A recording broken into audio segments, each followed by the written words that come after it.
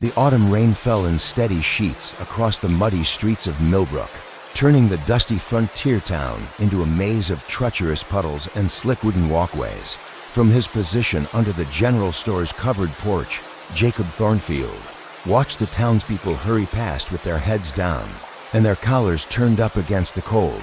No one paid him any attention, which was exactly how he preferred it these days. At 38, Jacob was a man carved by hardship and weathered by years of solitary living on his small ranch, 5 miles outside of town. His dark hair was streaked with premature gray, and his green eyes held the distant look of someone who had seen too much and trusted too little. He came to town only when necessity demanded it, for supplies, for the blacksmith services, or on rare occasions like today, when Dr. Morrison sent word that he needed help with a difficult situation. Jacob had served as the town's unofficial gravedigger for the past 3 years, ever since the old German fellow who used to handle such matters had died himself. It wasn't a job anyone else wanted, and Jacob didn't mind the work. The dead didn't judge him, didn't whisper about his past, didn't cross the street to avoid him. They simply needed someone to dig their final resting place with care and dignity. And Jacob had always been good with his hands. Today's summons had been different, though. Dr. Morrison's message had been brief and cryptic. Need your services. Urgently. Bring your tools and your discretion. Meet me at the old Murphy cabin on Willow Creek Road. The Murphy cabin had been abandoned for years. Ever since old Patrick Murphy died and his son moved back east, it sat in a grove of cottonwoods, about 2 miles from town, isolated and forgotten. Jacob couldn't imagine why the doctor would want to meet there, but Henry Morrison was one of the few people in Millbrook who still treated him with basic human respect.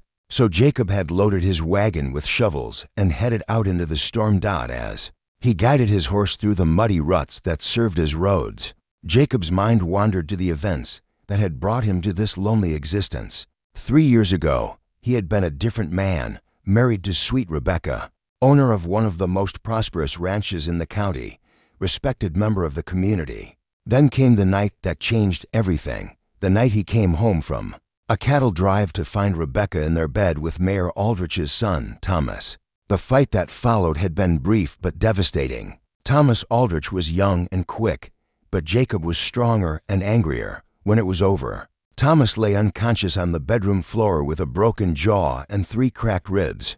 Rebecca had screamed at Jacob, calling him a brute and a savage, while neighbors came running to see what the commotion was about. By morning, the story had spread through Millbrook like wildfire, but not the way Jacob had expected. Rebecca had claimed that Jacob had attacked Thomas without provocation, that she had only been talking to the young man about selling some horses. When her husband flew into a jealous rage, Thomas, recovering from his injuries and facing his father's political ambitions, had backed up her story. The mayor had used his influence to paint Jacob as a dangerous, unstable man who couldn't be trusted around decent people. Within a month, Jacob had lost everything. Rebecca divorced him and took half the ranch. His remaining friends distanced themselves rather than face the mayor's displeasure. His business relationships crumbled as word spread that he was unpredictable and violent. In the end, he had sold what was left of his property and bought a small, run-down homestead far from town, where he could live in relative peace with only his regrets for company. The Murphy cabin came into view through the rain, a dark silhouette against the gray sky. Jacob could see lamplight flickering in the windows and Dr. Morrison's buggy tied up outside. As he climbed down from his wagon and gathered his tools, he noticed something else. Another figure moving around inside the cabin, someone smaller than the doctor. Jacob knocked on the warped wooden door and heard Morrison's voice call for him to enter. Inside, the cabin was barely furnished and smelled of dust and abandonment, but it was dry and warm thanks to a fire burning in the old stone fireplace. Dr. Morrison stood near the hearth, his medical bag at his feet and his usually composed face etched with lines of exhaustion and sorrow. But it was the other occupant of the cabin who captured Jacob's attention and made his breath catch in his throat. A young woman sat in a wooden chair near the fire, her arms wrapped around herself, as if trying to hold her body together through sheer force of will. She couldn't have been more than 22 or 23, with auburn hair that hung in loose waves around a face that might have been beautiful if it weren't marked by grief and exhaustion. Her dress was simple and travel-worn, and her eyes, large and brown like autumn leaves, stared into the fire with the hollow look of someone who had witnessed something terrible. "Jacob," Dr. Morrison said quietly, "thank you for coming. I'd like you to meet Miss Catherine Walsh." "Catherine, this is Jacob Thornfield, the man I told you about." Catherine looked up at Jacob briefly, her gaze taking in his tall frame and weathered face before returning to the fire. She didn't speak, but Jacob could see her hands trembling slightly where they gripped her shawl. "Doctor," Jacob said, carefully, "what exactly is the situation here?" Morrison glanced at Catherine, then gestured for Jacob to step outside with him. They stood under the cabin's small porch overhang, rain drumming on the roof above their heads while the doctor explained the circumstances that had brought them all together. "Catherine arrived on the evening stage 3 days ago," Morrison began, his voice low and urgent. She was with child, Jacob, very close to delivery. She came here because she had nowhere else to go." Jacob frowned. "Where's her husband?" "Her family, that's the problem," Morrison said grimly. "She's not married, Jacob. And the child's father, well, let's just say he's not a man who would take responsibility for his actions." Catherine came here because she heard Millbrook was a place where people could start over, where the past didn't have to define the future. But something went wrong, Jacob guessed. Already dreading the answer, Morrison nodded, his face gray with exhaustion. "The baby came 2 nights ago. I did everything I could." But he shook his head. "The child was born too early, too small. He lived for about an hour, maybe less. Just long enough for Catherine to hold him, to name him." Jacob felt something cold settle in his stomach. "What do you need from me, Doc?" "The baby needs to be buried," Morrison said simply. "And Catherine, she has no money for a proper funeral.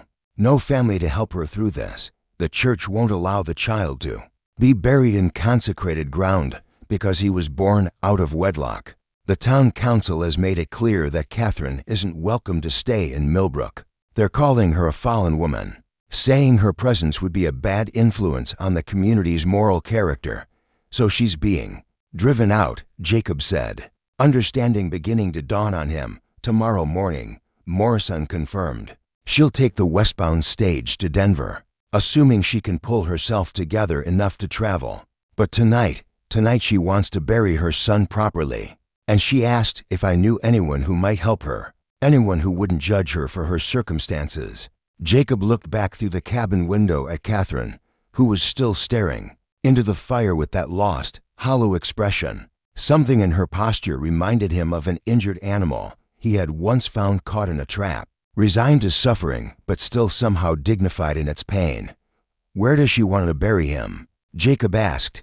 "There's a small cemetery about a mile from here on the hill overlooking Willow Creek. It's mostly forgotten graves from the early settlers, but the ground is still consecrated, or was. Anyway, before the new church was built in town." Jacob was quiet for a long moment, thinking about the young woman inside and the choice that lay before him. He could walk away right now, tell the doctor he was too busy or that it wasn't his problem. No one would blame him. After all, he had his own reputation to worry about. What little of it remained, getting involved with an unmarried mother, would only give the town more ammunition to use against him. But as he watched Catherine through the window, Jacob found himself remembering another night 3 years ago, when he had sat alone in his empty house after Rebecca left, surrounded by the wreckage of his former life. He had felt exactly the way Catherine looked right now, lost, abandoned, condemned by a community that had once welcomed him. No one had offered to help him through that dark time. No one had stayed with him through the night when the weight of his isolation had threatened to crush him completely. "I'll do it," Jacob said quietly. Dr. Morrison's relief was visible. "Thank you, Jacob. I knew I could count on you. What about the townspeople? Won't they object to me helping her?" Morrison's expression hardened. "The townspeople have already made their judgment, Jacob. They've washed their hands of Catherine and her situation. As far as they're concerned, she's already gone." Jacob nodded and went back inside to collect his tools. Catherine looked up as he entered, and for the first time, their eyes met directly. In that brief moment of contact, Jacob saw something that made his chest tighten, not just grief and exhaustion, but a flicker of desperate hope, as if she was clinging to the possibility that someone, somewhere, might show her a moment of kindness in this dark hour. "Miss Walsh," Jacob said gently, "Dr. Morrison tells me you need help with your son. I want you to know that it would be my honor to help you lay him to rest properly." Catherine's composure, which had held firm for 3 days, finally cracked. Tears began to flow down her cheeks, and she pressed a hand to her mouth to stifle a sob. "Thank you," she whispered. "Thank you so much. I didn't know what I was going to do." "You don't have to worry about that anymore," Jacob said, surprised by the protective instinct that was rising in his chest. "We'll take care of everything." Dr. Morrison gathered his medical bag and prepared to leave. "I have other patients to check on," he explained to Catherine, "but Jacob will stay with you tonight. He'll make sure everything is done right." After the doctor left, Jacob and Catherine sat in awkward silence for a while, the only sounds the crackling of the fire and the steady rhythm of rain on the roof. Finally, Catherine spoke, her voice barely above a whisper. "He was so small," she said, not looking at Jacob. "So perfect, but so small. I keep thinking that if I had done something different." "It's not your fault," Jacob said firmly. "These things happen, and they're not anyone's fault." Catherine was quiet for another long moment. Then she said, "Would you like to see him before we go to the cemetery?" Jacob's throat tightened, but he nodded. Catherine led him to a small room at the back of the cabin, where a tiny bundle wrapped in a white blanket lay on the bed. Jacob had seen death before, too much of it, but there was something particularly heartbreaking about the stillness of something so small and innocent. "His name is Samuel," Catherine said softly, "after my father.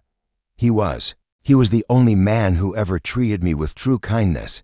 Jacob looked at her, hearing the pain in her voice and understanding that there was a much larger story behind her presence in this abandoned cabin. "Tell me about your father," he said gently. And so, as the rain continued to fall and the fire burned low, Catherine began to share her story with this strange, quiet man who had appeared in her darkest hour, like an answer to a prayer she hadn't dared to pray. Catherine's voice was soft but steady as she told Jacob about her life before Millbrook, her words punctuated by the rhythmic drumming of rain against the cabin windows. She spoke of growing up on a small farm in Missouri, the daughter of Samuel Walsh, a man who had raised her alone after her mother died in childbirth. "Papa was everything to me," she said, carefully adjusting the blanket around her baby's still form. "He taught me to read and write, to tend the animals, to manage the household accounts. He used to say I was twice as smart as any boy in the county, and that I shouldn't let anyone convince me otherwise."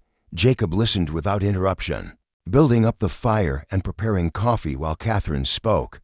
There was something about the quiet ritual of these simple tasks that seemed to give her permission to continue, to unburden herself of the story she had been carrying alone. "When I turned 18, Papa got sick," Catherine continued, her voice growing softer. "It was his lungs, probably from all those years of dust and hard work. Dr. Fletcher in town said there wasn't much to be done except keep him comfortable and wait, but the medicine was expensive, and we had a bad crop that year. The bank was threatening to foreclose on the farm." Jacob set a cup of coffee beside Catherine's chair and settled into a seat across from her, sensing that the most difficult part of her story was yet to come. "That's when Thomas Brennan started coming around," Catherine said, and Jacob didn't miss the way her voice hardened when she spoke the name. "He was the banker's son, just back from college in St. Louis. He was handsome and charming, and he seemed genuinely interested in helping us with our financial troubles." Jacob felt a familiar knot forming in his stomach. He had known men like Thomas Brennan, privileged sons who viewed the world as their personal playground, with other people as toys to be used and discarded. Thomas said he could convince his father to extend our loan, maybe even reduce the interest rate. Catherine continued, "All I had to do was spend time with him. At first, it seemed innocent enough. He would take me to church socials, or we'd go for walks along the river. Papa was so relieved that someone was helping us that he encouraged the courtship. Catherine paused to sip her coffee, and Jacob could see her hands trembling slightly. Thomas was very patient at first, very proper. He would talk about marriage, about how we could combine our properties, about the fine life we could have together. I was young and scared about Papa's illness, and I wanted to believe that Thomas truly cared for me. But he didn't, Jacob said quietly, already knowing how this story would end. No, Catherine whispered. He didn't. When Papa finally passed last winter, Thomas changed. He said there was no need to rush into marriage now, that we should take time to get to know each other better. But his idea of getting to know each other was... She trailed off, unable to finish the sentence. Jacob felt anger building in his chest, a familiar heat that reminded him of the night he had found Rebecca with Thomas Aldrich. Different Thomas. Same story. A privileged man taking advantage of a woman's vulnerability for his own pleasure. You don't have to explain, Jacob said gently. I understand what happened. Catherine looked at him with surprise, as if she hadn't expected such ready comprehension from a stranger. When I realized I was with child, I went to Thomas immediately. I hoped he would do the right thing, that he would marry me as he had promised. Instead, he accused me of trying to trap him, said the baby could be anyone's. What did you do? I went to his father, thinking that surely a man of his standing would insist his son take responsibility. Mr. Brennan listened to my story, then offered me $50 to leave town quietly and never mention his son's name. In connection with the child, Jacob's jaw clenched. $50. I was so angry, so humiliated. I refused the money and said I would tell everyone in town the truth about Thomas. Mr. Brennan just smiled and said no one would believe the word of a desperate, unmarried woman over his son's reputation. He said if I tried to spread lies about Thomas, he would make sure I was run out of town as a fallen woman. So you left on your own, Jacob concluded. I sold the farm to pay off Papa's debts and bought a train ticket west. I had heard that frontier towns were more forgiving of people's past circumstances. I thought maybe I could start over somewhere, raise my child, build a new life. Jacob looked at the bundle on the bed and felt something crack inside his chest. This young woman had been betrayed by everyone who should have protected her, abandoned by a community that should have offered support, and now she had lost the one thing that had given her hope. For the future, Catherine, he said carefully, what will you do now? Where will you go? She was quiet for so long that Jacob thought she might not answer. Finally, she said, I don't know. Dr. Morrison gave me enough money for a train ticket to Denver, but after that, she shrugged helplessly. I suppose I'll find work somewhere, somehow. Maybe as a seamstress or a governess. I have some education, and I'm not afraid of hard work. Jacob studied her face in the firelight, noting the determined set of her jaw. Beneath the exhaustion and grief, despite everything that had happened to her, Catherine Walsh had not been broken. She was battered and wounded, but there was still a core of strength within her that reminded him of the person he used to be. Before his own world fell apart, the reins letting up, Jacob observed, looking toward the window, if you're ready, we should go to the cemetery while we still have some moonlight. Catherine nodded and carefully lifted the small bundle from the bed. Jacob had fashioned a simple wooden box from lumber he found in the cabin's storage shed, and he lined it with soft cloth from his own spare shirt. Together they placed little Samuel inside with infinite gentleness, and Jacob secured the lid with small nails. The walk to the cemetery took about 20 minutes, with Jacob carrying the tiny coffin while Catherine walked beside him in silence. The old burial ground was overgrown with prairie grass and wildflowers, its weathered headstones leaning at various angles like broken teeth. But it was peaceful, situated on a hill that overlooked the creek valley, and Jacob could understand why Catherine had chosen this place for her son's final rest. Jacob had selected a spot under a large oak tree that would provide shade and shelter. For the grave, he had already dug the small hole that afternoon, and now he carefully lowered the wooden box into the earth while Catherine stood nearby, clutching a handful of late-blooming wildflowers. Would you like to say something? Jacob asked softly. Catherine knelt beside the grave and placed her flowers on top of the coffin. "Samuel Walsh," she said, her voice clear and strong despite her tears, "you were loved from the moment I knew. You existed. You were wanted and cherished, even if the world wasn't ready to welcome you. Your grandfather would have been so proud to have you carry his name." She paused, struggling with emotion, then continued, "I'm sorry I couldn't give you the life you deserved, the family you should have had. But I promise you'll never be forgotten. Wherever I go, whatever I do, I'll carry you with me always." Jacob removed his hat and stood quietly while Catherine said her goodbye. When she finally stood up, he began the gentle work of filling in the grave, taking care to pack the earth firmly but not roughly. Catherine watched in silence, occasionally bending to place a stone or flower on the growing mound. When the work was finished, Jacob fashioned a simple cross from the pieces of wood and drove it into the ground at the head of the grave. Catherine had written Samuel Walsh, beloved son, on a piece of paper, and Jacob carefully wrapped it in oilcloth and attached it to the cross. "It's not much," Jacob said apologetically, "but it's proper. He'll rest peacefully here. It's perfect," Catherine whispered. "Thank you, Mr. Thornfield. I can't express how much this means to me." They walked back to the cabin in comfortable silence, both lost in their own thoughts. Jacob found himself thinking about the life this young woman would face, alone, without family or resources, carrying the stigma of unwed motherhood wherever she went. It reminded him too much of his own exile from society, his own struggle to rebuild some semblance of meaning in his life. Back at the cabin, Jacob added wood to the fire, while Catherine sat in her chair and stared into the flames. The silence between them was no longer awkward, but companionable, the shared experience of grief and burial having created an unexpected bond.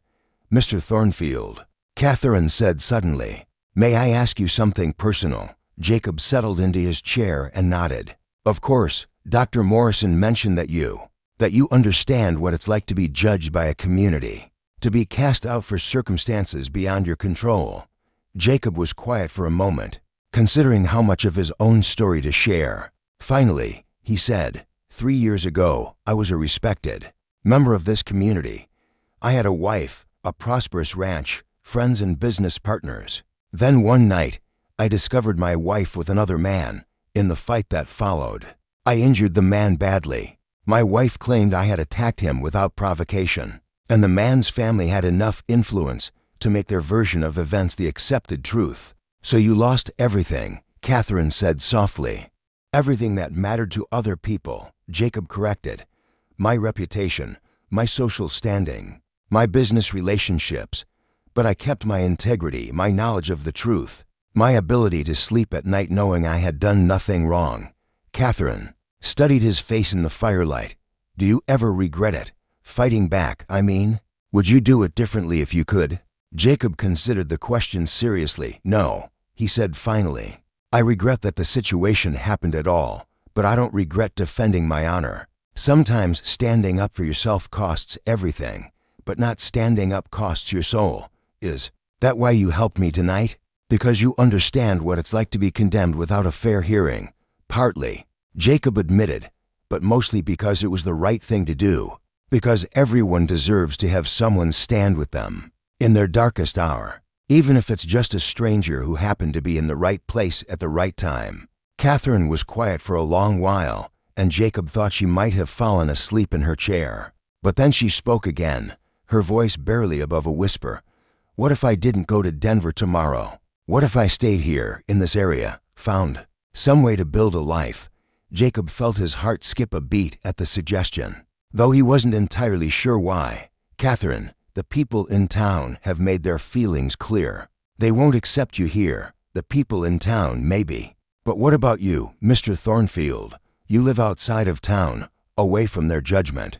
You understand what it's like to be an outcast." She paused, then added quietly, "I'm not afraid of hard work, and I'm not looking for charity. I just don't want to be alone anymore." Jacob stared at her, his mind racing. The practical part of him knew this was a terrible idea. Taking in Catherine would only fuel more gossip about him, would confirm every suspicion the townspeople had about his character. It would make his already difficult existence even more isolated and precarious.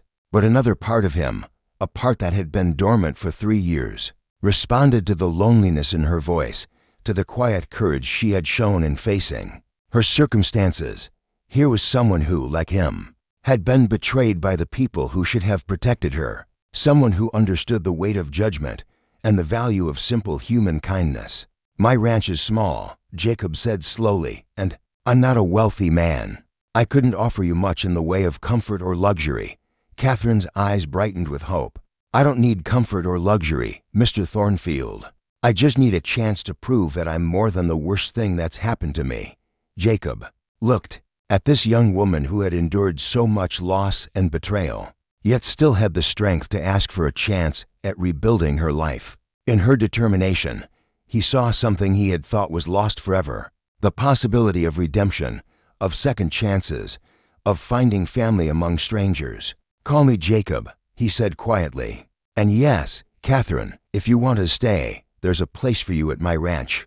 The morning sun broke through the dispersing storm clouds. As Jacob loaded Catherine's few belongings into his wagon, she had slept fitfully in the cabin's single bed while he dozed in the chair by the fire, both of them rising before dawn with the unspoken understanding that this day would mark the beginning of something entirely new.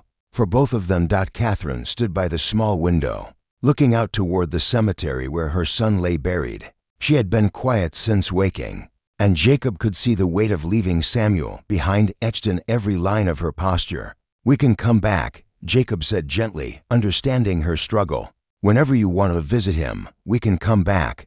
Catherine nodded, not trusting her voice, and gathered her shawl around her shoulders. She had only one small carpetbag of belongings. Everything she owned in the world could fit in the space of a saddlebag.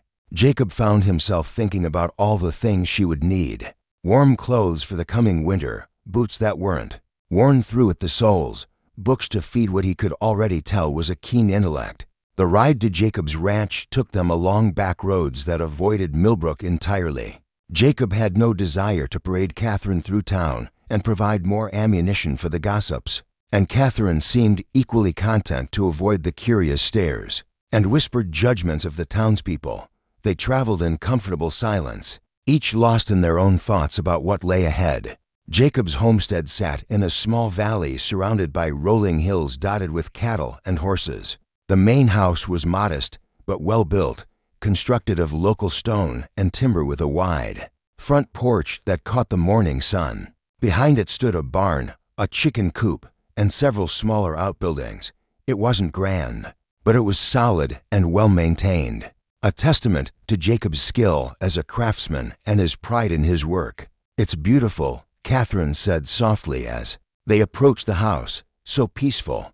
Jacob helped her down from the wagon, acutely aware of how small and fragile she felt beneath his hands. Up close, he could see the toll the past few days had taken on her: the dark circles under her eyes, the way her clothes hung loose on her diminished frame, the careful way she moved as if her body was still recovering from childbirth and grief.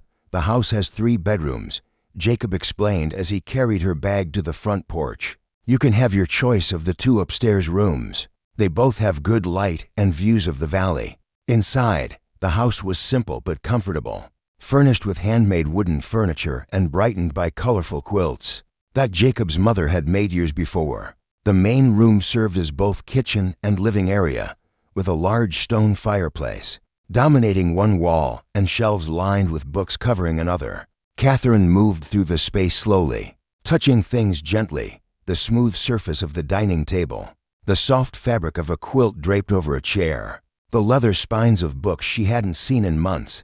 Jacob watched her, noting how she seemed to be memorizing every detail, as if she couldn't quite believe she was truly welcome here. "Jacob," she said suddenly, turning to face him with an expression of uncertainty, "I need you to understand something. I don't expect anything from you beyond basic shelter and the chance to work for my keep. I know how this might look to people, an unmarried woman living on your ranch. I don't want to cause you more trouble than you've already had." Jacob set down her bag and studied her face, seeing the worry there alongside the gratitude. "Catherine, What happened to you, the judgments people made, the way you were treated, that says nothing about who you are and everything about their character. Anyone who would condemn you for surviving the best way you knew how isn't worth our concern. But your reputation. My reputation was destroyed 3 years ago by people who chose to believe a convenient lie rather than an uncomfortable truth, Jacob replied firmly. I'm not going to live my life worried about what those same people think of my choices now. Catherine's eyes filled with tears, and for a moment Jacob thought she might break down entirely. Instead, she straightened her shoulders and gave him a smile that was small but genuine.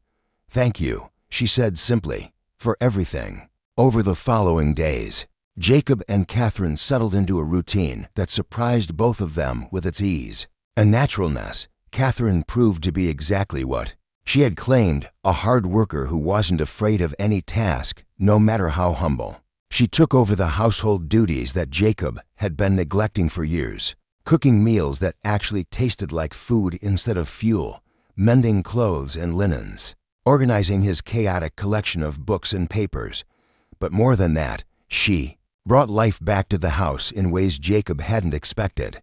She hummed while she worked, filling the rooms with music that had been absent for too long. She asked questions about the ranch, the animals, the local history, displaying a curiosity and intelligence that reminded Jacob of conversations he used to enjoy. Before isolation became his default state. In the evenings, they would sit by the fire and talk about books they had read, places they had traveled, dreams they had harbored before life took unexpected turns. Catherine had a quick wit and a gift for storytelling that made even mundane experiences sound fascinating. Jacob found himself laughing more in those first weeks than he had in the previous 3 years combined, but it was the moments of comfortable silence that meant the most to both of them. After years of loneliness, simply having another person present, someone to share meals with, to worry about during storms, to say goodnight to before retiring to separate rooms, felt like a luxury beyond price.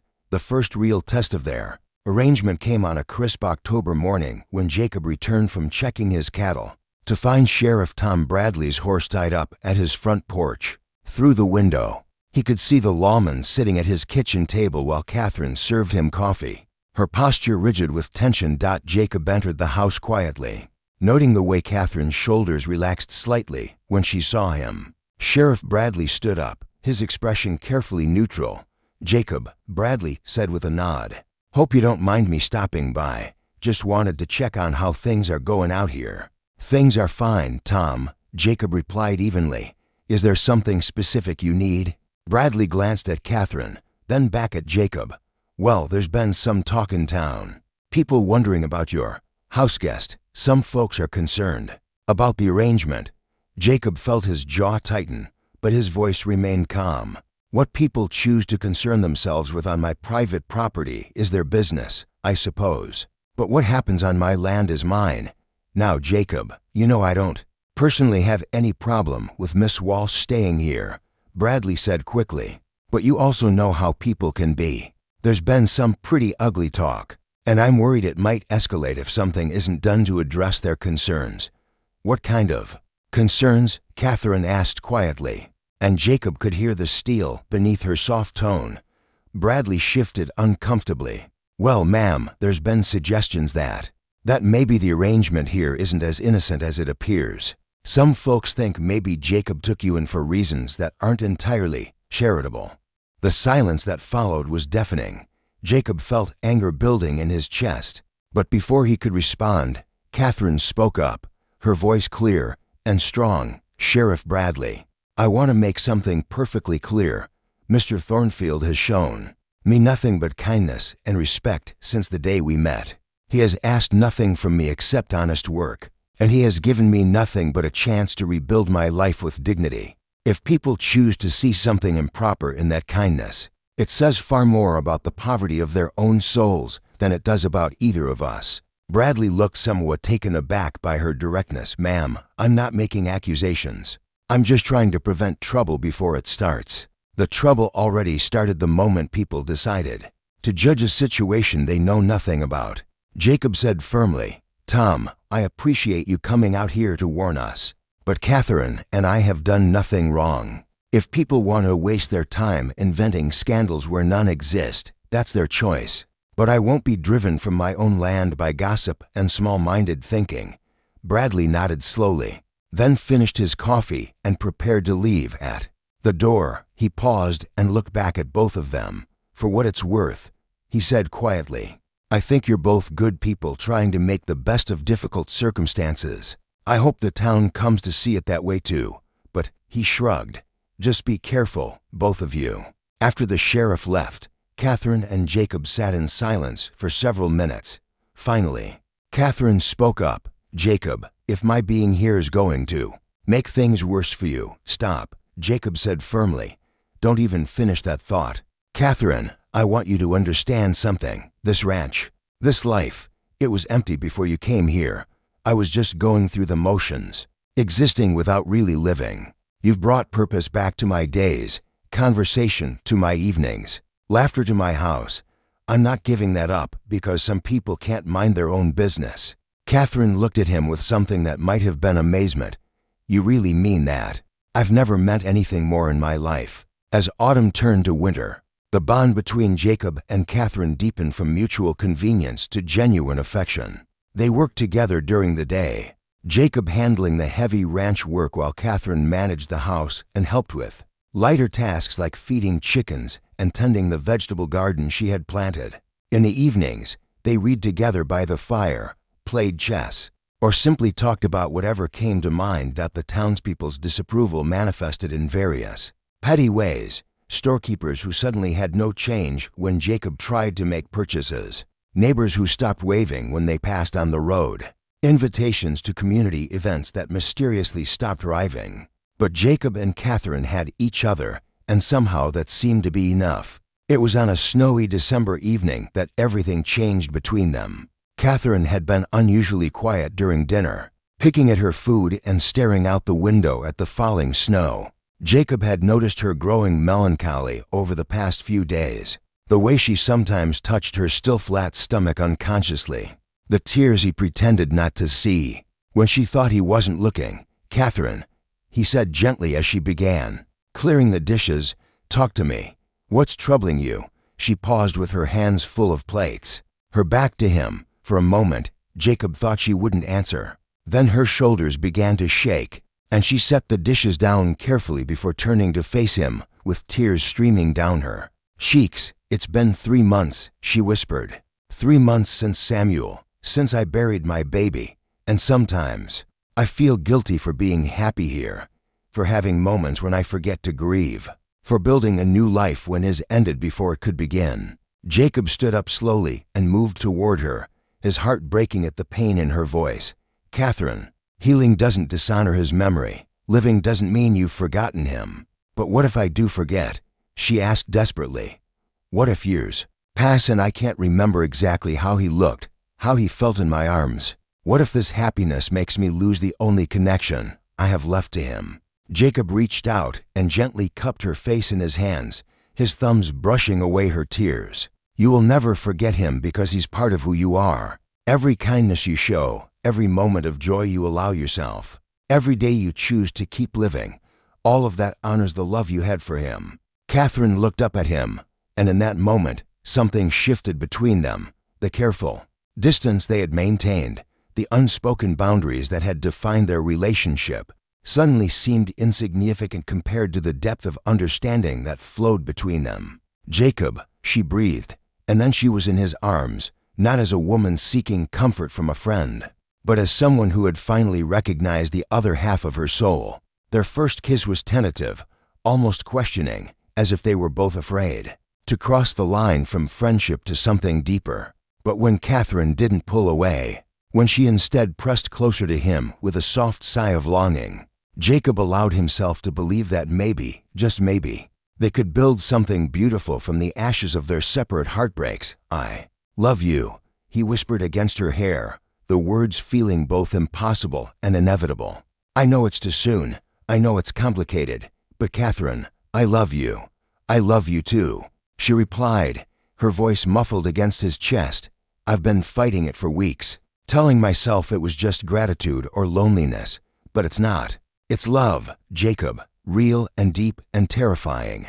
They held each other by the fireplace as the snow continued to fall outside, both of them marveling at how life could be so cruel and so generous at the same time. They had each lost everything they thought mattered, only to find something even more precious in the midst of their shared exile. Spring came early that year, bringing with it the promise of new beginnings and fresh hope. Jacob and Catherine were married in a simple ceremony performed by Dr. Morrison in the living room of the ranch house, with only the doctor and his wife as witnesses. The townspeople's disapproval had evolved into something approaching acceptance, not because they had changed their minds about the couple's unconventional beginning, but because it had become clear that this was a love story that couldn't be dismissed or ignored. Catherine bloomed in the warmth of Jacob's love and acceptance, her natural vitality returning as she threw herself into the work of building their life together. She expanded the vegetable garden, learned to help with the cattle, and transformed the house into a true home filled with laughter and music and the comfortable rhythms of domestic happiness. But it was the small rituals that meant the most to both of them. Every month, on the anniversary of Samuel's death, they would walk together to the little cemetery on the hill, bringing fresh flowers and spending quiet time at the tiny grave. Jacob never made Catherine feel like she needed to hurry through her grief or set aside her memories of her first child. Instead, he helped her understand that loving Samuel and loving him weren't mutually exclusive, that the heart's capacity for love was infinite, not limited. On their first wedding anniversary, as they sat on their front porch watching the sunset paint the valley in shades of gold and crimson, Catherine placed Jacob's hand on her rounded belly where their own child was growing strong, and Samuel will have a little brother or sister to watch over, she said softly. And Jacob felt tears of joy spring to his eyes. And they'll know about their big brother. Jacob promised, they'll know that love doesn't end with death, and that families can be built in many different ways. Catherine smiled and leaned against her husband's shoulder, marveling at the journey that had brought them from that dark night in the abandoned cabin to this moment of perfect contentment. She thought about the people in town who had judged her so harshly, who had seen only scandal and shame where love and redemption had actually taken root. Some of them had eventually come around, won over by Jacob and Catherine's obvious devotion to each other and their quiet dignity in the face of criticism. Others never would, content to nurse their disapproval and miss the beauty of what had grown from such unlikely soil. But Catherine had learned that the opinions of small-minded people mattered far less than the love of one good man who had seen her at her lowest point and chosen to stay through the night. Jacob had given her more than shelter and safety. He had given her the chance to become the woman she was meant to be, the mother she wanted to be, the partner she had always dreamed of being. As the stars began to appear in the darkening sky, Catherine felt a familiar presence nearby, not frightening or sad, but warm and approving. It was Samuel, she knew, blessing this new life she had built, telling her without words that love was the only thing that truly mattered, that kindness was the only religion worth following. She closed her eyes and whispered a prayer of gratitude to the child she had lost and the man she had found, understanding finally that sometimes the most beautiful stories begin in the darkest places, watered by tears and tended by strangers who become family. Jacob squeezed her hand gently, and together they watched the moon rise over their valley, their future stretching out before them like an unwritten book full of possibility and hope. They had both learned that love could survive betrayal, that families could be chosen as well as born, and that sometimes the most profound kindness comes from someone who understands what it means to be broken and still chooses to help others. In the distance, a coyote called to its mate, and somewhere in the darkness, Catherine imagined she could hear the faint sound of a baby's laughter carried on the wind. Not sad or haunting, but joyful and free. Samuel was at peace, and so, finally, was she.